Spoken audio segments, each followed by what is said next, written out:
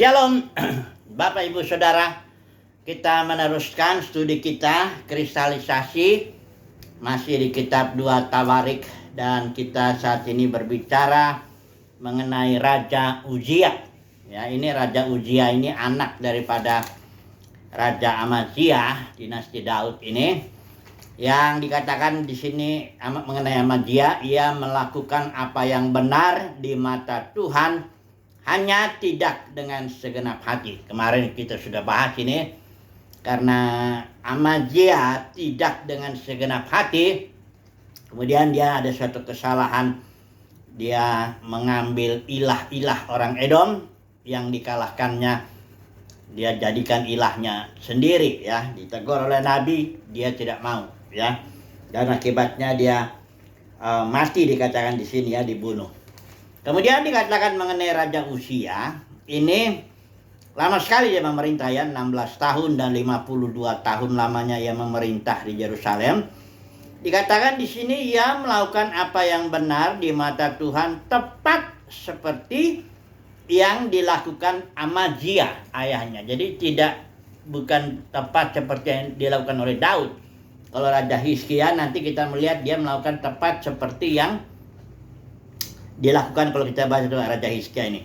Ia melakukan apa yang benar di mata Tuhan, tepat seperti yang dilakukan Daud, bapak leluhur. Jadi setiap raja-raja dinasti Daud itu nanti dinilai orangnya itu, apakah dia berkelakuan atau standar dia itu tepat nggak dengan Daud. Karena Daud menjadi tolok ukurnya, ya.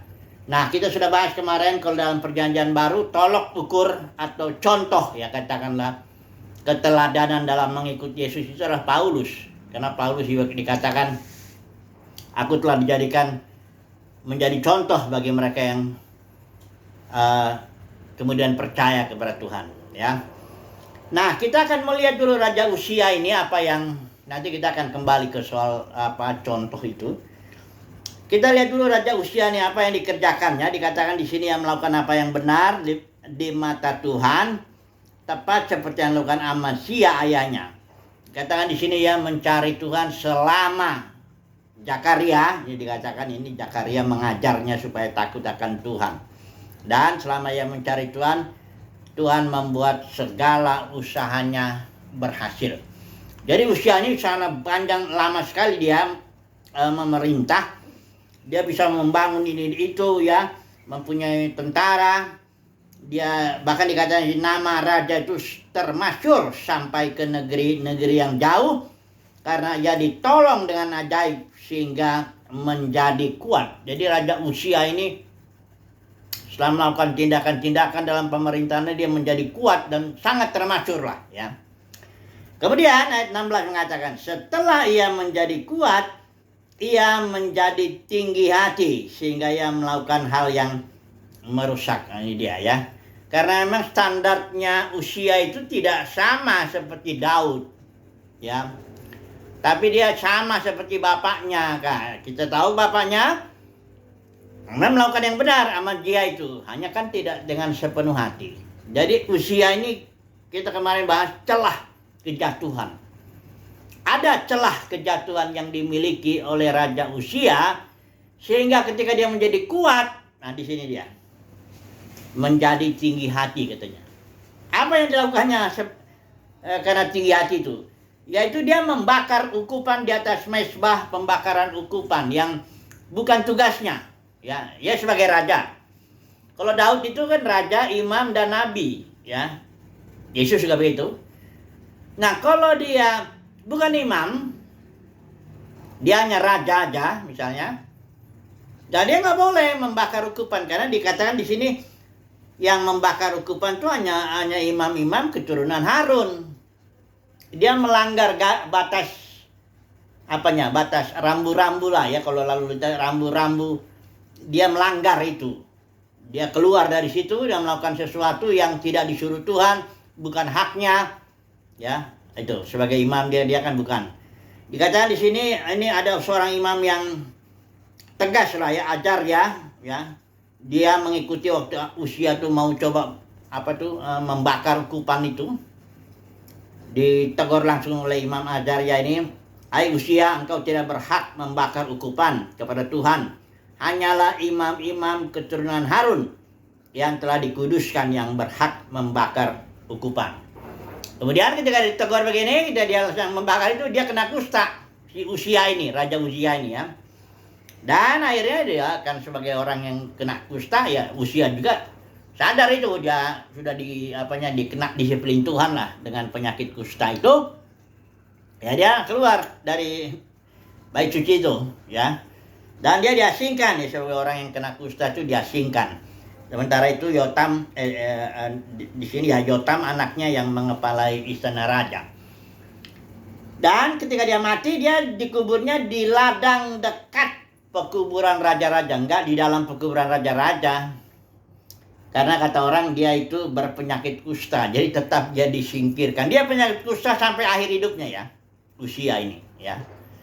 Jadi ini satu pelajaran lagi bagi kita.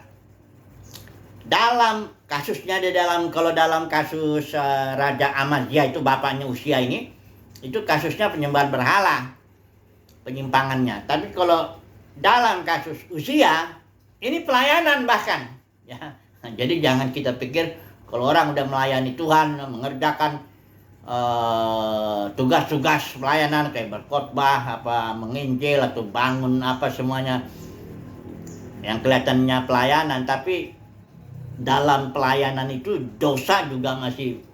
Ya kalau orang buka celah kejatuhan, ya dia di situ justru jatuhnya. Dalam pelayanan itulah dia jatuh ya. Contohnya lah kita lihat dari sesuai ini, Musa lah. Musa itu gagal mencapai apa yang direncanakan Tuhan semula, karena Tuhan kan rencanakan bahwa Israel keluar, umatku dari Mesir bawa ke tanah perjanjian. Artinya Musa juga ikut masuk ke tanah perjanjian. Tapi ketika itu dalam pelayanan, Musa itu banyak sekali mukjizat yang dilakukannya. Tapi ada satu, ketika itu Israel haus ya, dan dia minta air. Dan Musa di situ pahit hatinya. Tuhan bilang, Tuhan tidak marah di saat itu kepada bangsa Israel.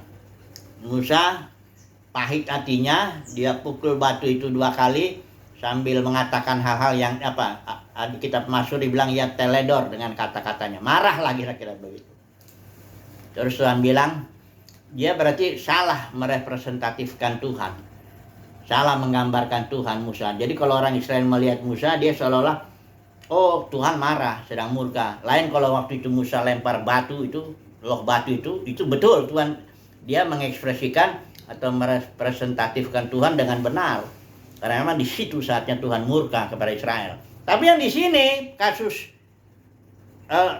batu dipukul tongkat itu Tuhan tidak marah, tapi Musa justru marah di sini. Makanya Tuhan bilang, engkau tidak menguduskan aku. Menguduskan itu memisahkan. Jadi engkau menyamakan engkau dengan aku sama, dan dilihat oleh Israel seolah-olah kau marah, ya aku juga marah. Padahal nggak begitu. Ya, Tuhan bilang kau nggak menguduskan aku, nggak memisahkan aku. Perasaanku dengan perasaanmu itu beda di kasus itu. Nah akibatnya apa? Airnya keluar, mukjizat terjadi juga. Ya. Jadi jangan pikir kalau terjadi mukjizat, oh berarti Tuhan berkenan. Enggak juga, jangan secepat. Nanti kita lihat di Matius 7 tuh, ayat 21-23. Di situ ada banyak orang buat mukjizat dan ditolak di hari penghakiman. Kita lihat dulu, sabar dulu ya, tenang dulu. Karena dalam dunia kekristenan terlalu cepat orang menilai. Ya kalau ini pendeta hebat, dipakai Tuhan luar biasa, pendeta besar apa-apa. Ya karena itu biasanya mukjizat, karunia kesembuhan, mengusir setan, dan bernubuat. Itu udah langsung dipandang hebat gitu loh ya. Padahal apa nggak baca kitab ini ya, kasus-kasus begitu banyak ya. Ini Musa itu begitu lah ya, Musa gagal. Sedang melayani dia tidak sedang berdosa berzina atau mencuri uang atau enggak. Dia sedang melayani, melakukan apa yang Tuhan suruh, ketok itu batu itu supaya keluar air. Itu dia sedang ngerjain itu. Dan karenanya dia ditolak ya, tidak masuk tanah perjanjian. Kedua, kita lihat Saul. Saul juga bukan sedang ngambil istri orang dan membunuh suaminya yang kayak dibikin Daud ya, enggak. Saul lagi mau berperang dengan orang Filistin, sedang mau melakukan pekerjaan Tuhan itu. Si Nabi Samuel bilang, tunggu dulu ya. Nah, sebelum tunggu sampai aku datang, nanti baru aku akan memberikan korban persembahan dan minta belas kasihan Tuhan lah ya. Setelah itu silakan berperang. Saul berpikir waktu itu kondisinya, Samuel lambat dia datangnya. Tentara Filistin sudah dekat ya, tentara Israel sudah mulai ketakutan ya. Sementara kalau Saul menyerang, saya belum minta belas kasihan Tuhan. Akhirnya dia memberanikan diri memberikan persembahan kayak Usia juga, padahal Saul itu raja bukan imam. Ya. Makanya begitu Samuel datang, Samuel bilang, "Apa yang kau perbuat ini?" Nah, si Saul ya bilang, "Ini soalnya kondisi udah begini, jadi saya memberanikan diri." Samuel bilang, "Perbuatanmu itu bodoh," katanya. Bodoh itu artinya engkau nggak mendengarkan suara Tuhan.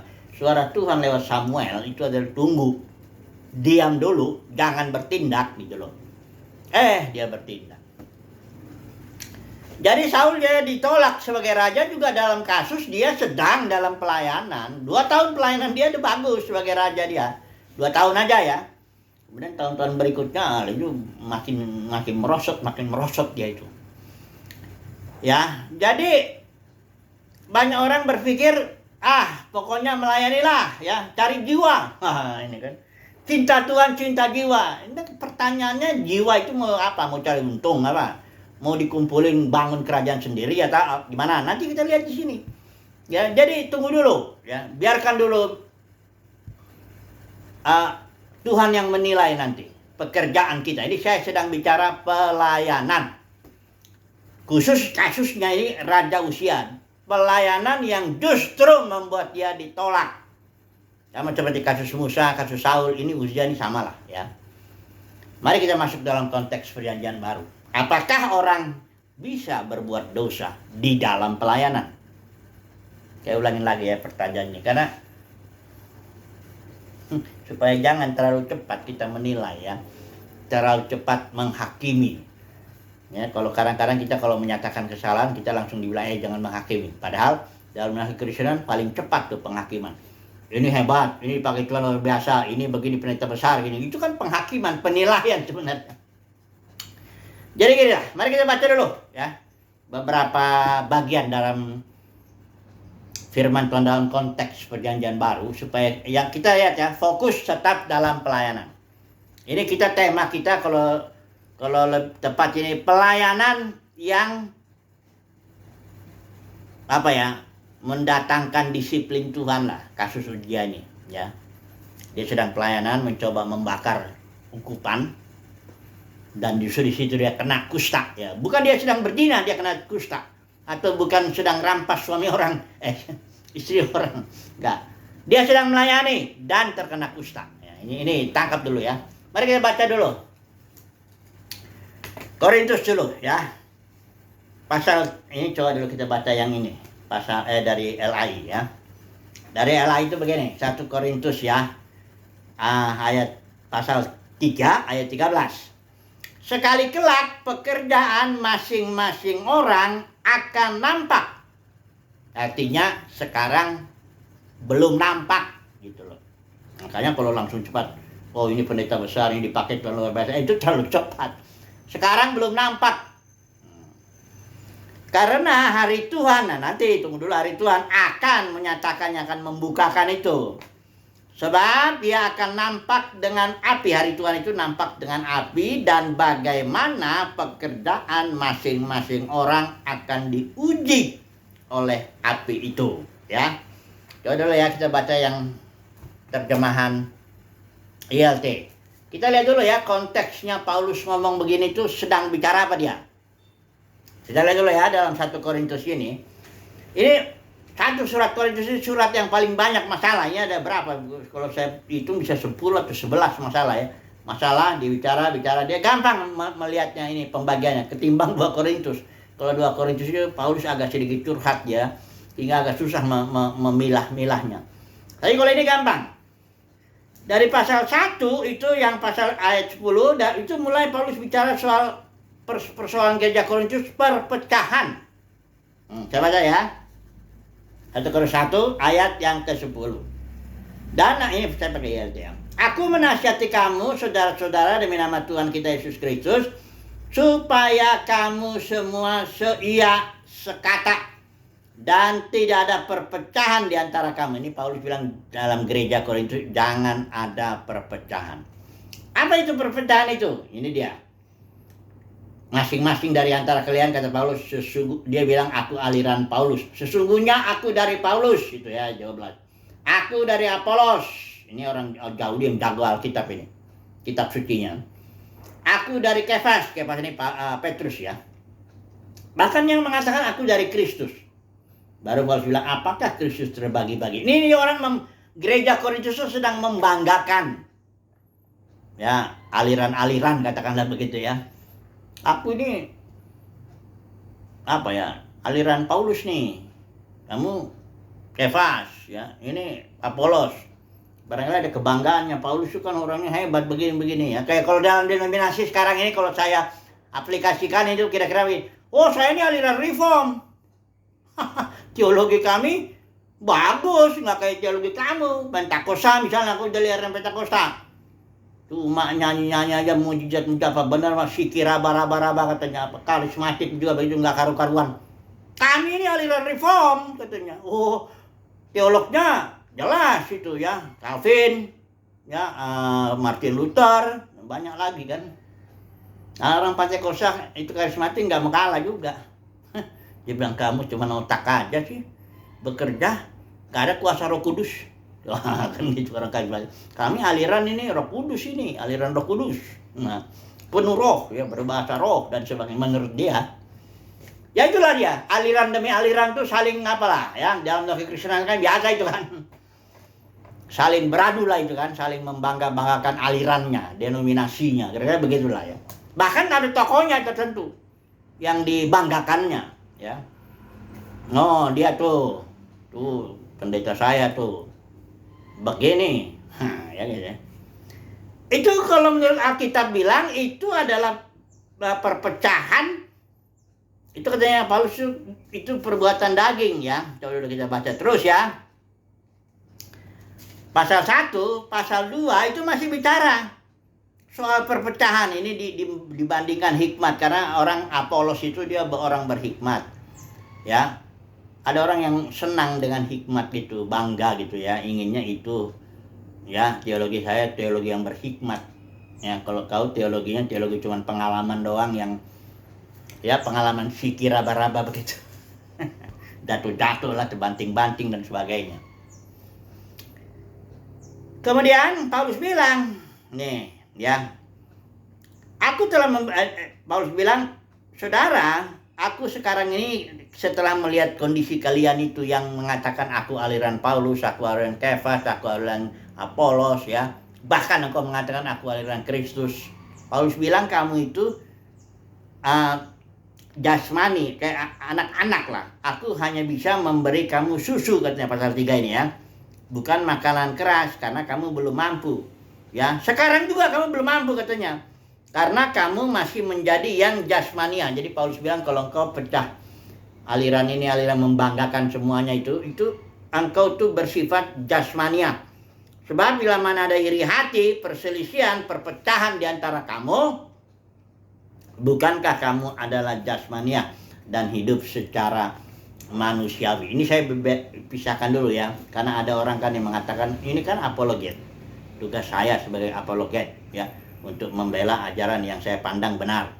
Sehingga saya berdebat dengan aliran-aliran lain untuk meluruskan, katakanlah begitu. Ini itu tunggu dulu lah ya, nanti soal itu nanti dulu. Ini saya mau bicara dulu sebentar ya, apa yang dimaksud Alkitab ini sebagai jasmani, kata Paulus itu karena itu orang iri hati, ada perselisihan, ada perpecahan ya. Itu Paulus bilang itu kamu itu jasmani, hidup secara manusiawi ya. Dan Paulus bilang itu kedagingan lah ya.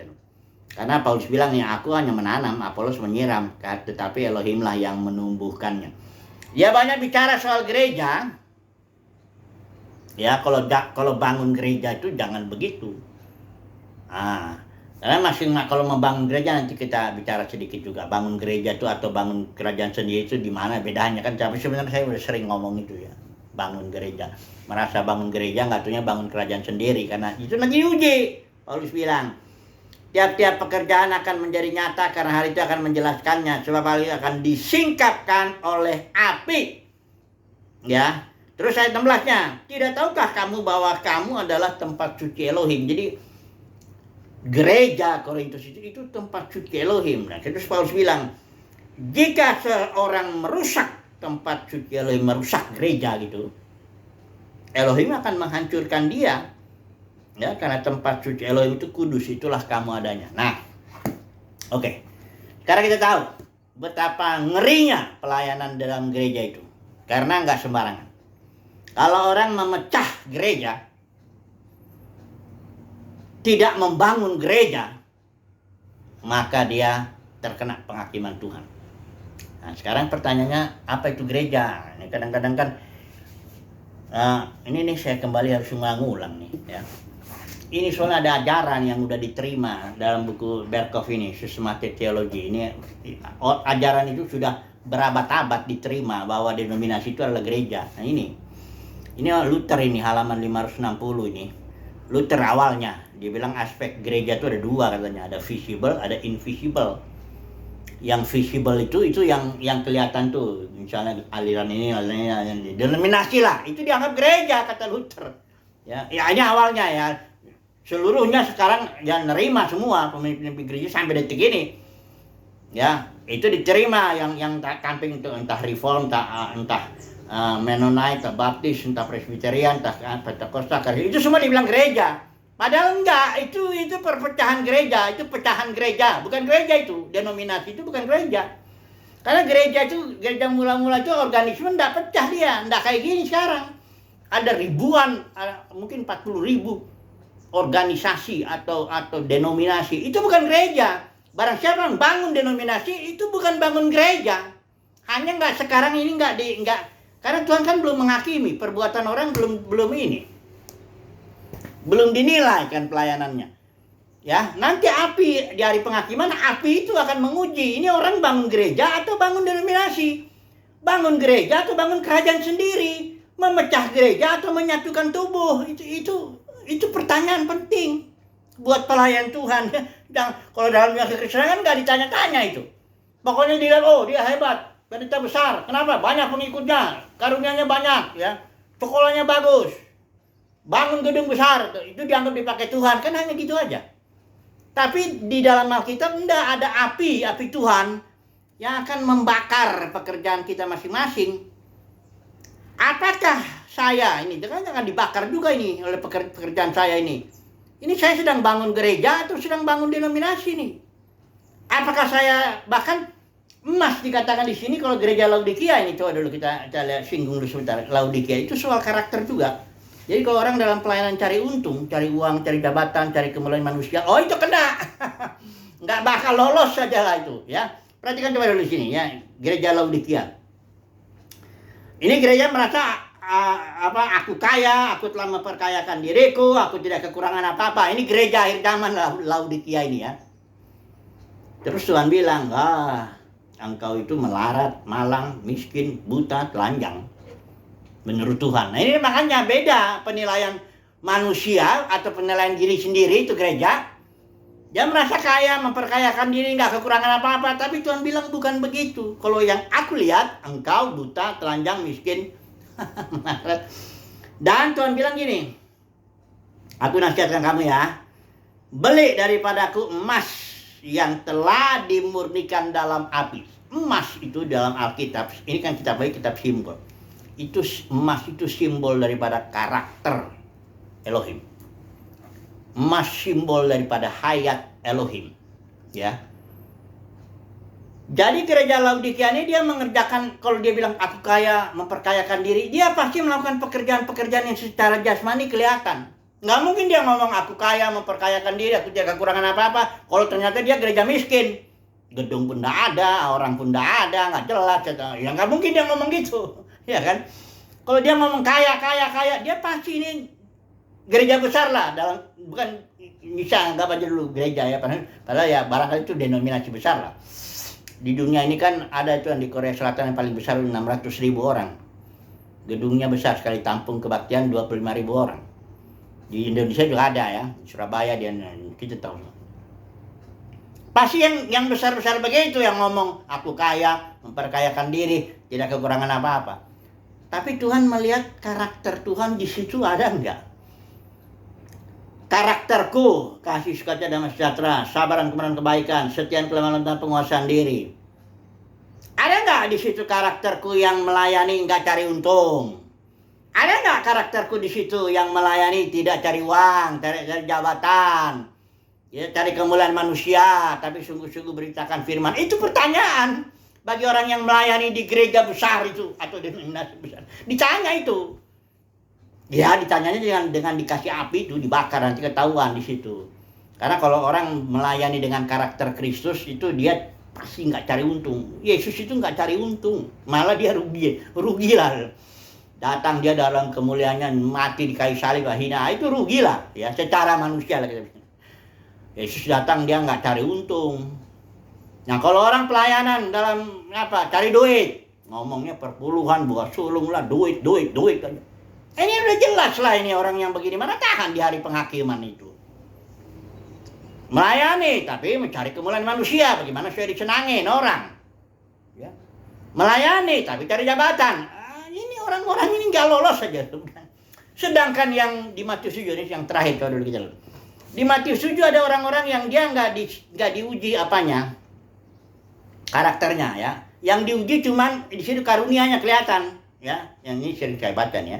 Matius 7 ayat 21-23. Karunianya hebat kelihatannya ya.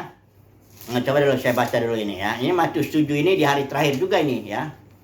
Di mana Yesus itu terus terang ya, dia akan membakar itu dengan api dan kelihatan semua. Di sini ayat 21 ya. Karena dibilangnya waspada terhadap nabi-nabi palsu yang datang kepadamu dengan menyamar sebagai domba, tapi sebenarnya mereka adalah serigala yang buas ya. Saya mau kasih tahu dulu serigala yang buas ini. Paulus bilang, kepada para penatua Efesus ini, kau ini apa? Aku tahu setelah aku pergi katanya, akan ada datang serigala ganas menyerang kalian. Enggak menyayangkan kawanan domba, enggak menyayangkan gereja, enggak. Binatang serigala buas itu masuk dalam diri kamu. Dan dengan ajaranmu yang palsu, engkau tariklah itu murid-murid kepada dirimu. Kalau dalam dunia kekristenan ya bukan yang ditarik, bukan muridnya aja, uangnya itu yang terutama. Karena uangnya itulah yang bisa membangun dia denominasi besar, kerajaannya sendiri dan sebagainya. Oh ini nggak lolos dalam penghakiman, nggak lolos Bapak Ibu Saudara. Nggak lolos ya. Karena Tuhan nggak lihat yang kelihatan. Ini kalau lihat yang kelihatannya luar biasa nih. Tuhan, bukan kami bernubuat demi namamu, mengusir setan demi namamu, mengadakan banyak mujizat demi namamu. Kesembuhan lah, bahkan macam-macam malah perbuatan-perbuatan ya. Yang jelas kelihatan itu ya besar. Saya menduga ini orang-orang ini pengkhotbah KKR ini. Karena kalau ada KKR kan KKR kesembuhan, KKR ke pemulihan ekonomi, yang kelihatan itu loh. Apalagi hari sekarang ini ekonomi kerajaan sorga katanya. Macam-macam lah. Tapi bayar, kalau mau ikut seminarnya ya bayar. Investasi katanya. Orang-orang gitu nggak lolos Bapak Saudara. Kesimpulannya lah, supaya kita jangan terlalu banyak dulu bicara ini. Nanti Tuhanlah yang menghakimi itu. Ya. Tapi saya yakin akan terjadi banyak kejutan. Kejutan lah ya. Nanti kita saling kenal loh ya, datang ke pengadilan kita saling kenal. Nama saya tetap Irnawan. Saya tetap tahu siapa istri saya, siapa anak-anak saya, siapa teman-teman saya, saya tetap punya ingatan. Saya cuma ganti tubuh aja. Mati itu cuma ganti tubuh aja, kayak ganti pakaian gitu aja. Ingatan tetap ada. Ya, sama aja. Ya. Nama tuh Abraham, Ishak, Yakub sama namanya, mereka begitu juga. Saling kenal, makanya ketika di hari penghakiman disitulah sebagian kertak gigi kita malu. Kayak orang gak berpakaian telanjang itu. Yang sebagian berpakaian kemuliaan. Orang bisa bayangkan misalnya dalam satu pesta, ya tiba-tiba ada orang semua berpakaian bagus, ya indah semuanya. Tiba-tiba ada kita misalnya, ada orang yang kita masuk dengan telanjang, malunya tuh minta ampun. Kayak gitulah kurang lebih lah. Tapi saya nggak bisa ngebayangin dah. Kertak gigi karena malu itu, karena ternyata pekerjaan kita semuanya untuk keuntungan diri, untuk cari uang, untuk cari jabatan, untuk cari kemuliaan manusia. Ini nggak lolos. Sekali lagi ya, adalah kasih karunia. Kalau orang bisa lolos, kasih karunia dia dipanggil Tuhan, mendapat kasih karunia dipilih Tuhan, mendapat kasih karunia dia untuk setia. Dia mendapat kasih karunia untuk belajar hidup di dalam Kristus. Ya, dalam melayani dia nggak cari untung, nggak cari uang, nggak cari jabatan. Ya, itu kasih karunia. Ya. Kalau enggak dapat kasih karunia, ya udah kena lah itu. Semoga kita mendapat kasih karunia Tuhan untuk lolos di hari penghakiman itu. Haleluya. Amin.